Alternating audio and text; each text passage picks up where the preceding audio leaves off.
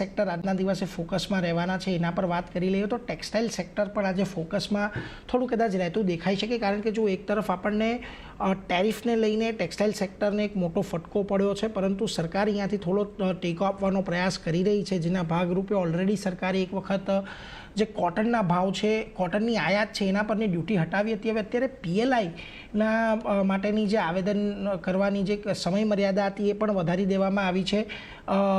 August 2025માં textile સેક્ટરમાંથી લગભગ 22 નવી અરજીઓ PLIની મળી હતી અને હવે આ મર્યાદા હજી 30 સપ્ટેમ્બર સુધીની કરી રાખવામાં આવી છે. એટલે અહીંયાથી એક તરફ આ સેક્ટરને એક ફટકો તો પડી રહ્યો છે, પરંતુ સરકાર થોડુંક એક પ્રયત્ન કરી રહી છે પોતાની રીતે અહીંયાથી ટેકો આપવાની.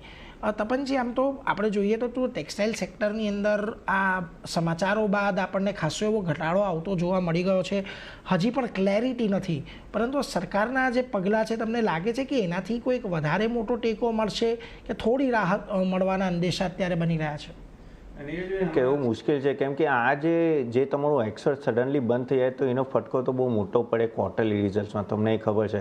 હવે આ જેટલી બધી સ્કીમ્સ આવી રહી છે કે સેલ્સ વધારવાની નથી, સમહાવ અગર એ લોકોને પ્રોબ્લેમ મોટો થાય તો ટેકો કઈ રીતે આવવાનો, કઈ રીતે ફાઇનાન્શિયલ એડ પ્રોવાઈડ કરી, કઈ રીતે ઇન્ટરેસ્ટ કોસ્ટ હોય તો એને તમે મોમેન્ટરિયમમાં છેલ્લા 6 મહિના સુધી તમે ખેંચી શકો ને, એવી બધી વાતો છે.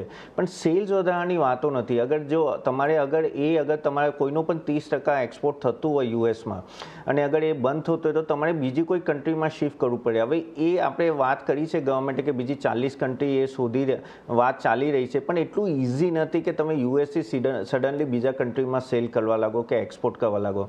એટલે 1-2 ક્વાર્ટર મને એવું લાગે છે કે આનો ઇમ્પેક્ટ સારો એવો હશે. આ ખાલી એક હૂફ છે કે તમને કોઈ ફાઇનાન્શિયલ પ્રોબ્લેમ થાય એ કંપનીને તો આગળ જઈને ટેકો મળી રહે સરકારનો ફાઇનાન્શિયલી, પણ જે લોસ થશે એ થોડો મોટો રહેશે. અને એ ખાસ કરીને પાછું એમ્પ્લોયનો આગળ કઈ રીતે ઇમ્પેક્ટ આવે છે એ બધા માટેનો ગવર્મેન્ટ ખાસા એવા પગલાં લાવી રહી છે. સારું છે, ગવર્મેન્ટ પોતાની રીતે તો બધું કરી રહી છે, પણ અગર આપણે એઝ અ ઇન્વેસ્ટર વિચારીએ તો આઈ થિંક આ જ્યાં સુધી આ ખેંચાશે 50% ટેરિફ કે ઇવન 25% ટેરિફ, ટેક્સટાઇલ માટે અને બીજા જે પણ સેક્ટરને ઇમ્પેક્ટ થાય છે એ લોકોને બહુ મોટો ઇમ્પેક્ટ છે. એટલે એઝ અ ઇન્વેસ્ટર આપણે પણ વિચારવું જોઈએ કે આ સેક્ટરમાં આઈ થિંક આ બધું ન્યૂઝ થાય અને પ્લસ 1-2 ક્વાર્ટર કેવો મોટો ઇમ્પેક્ટ થાય પછી જ વિચારવું જોઈએ નિવેશ કરવાની. આ બધા ખાલી ટેકો આપવા માટે છે, આનાથી કે તમારી રેવન્યુ કે પ્રોફિટેબિલિટી વધી ના શકે.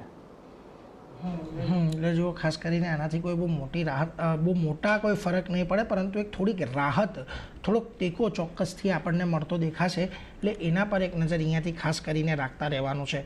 પરંતુ આગળ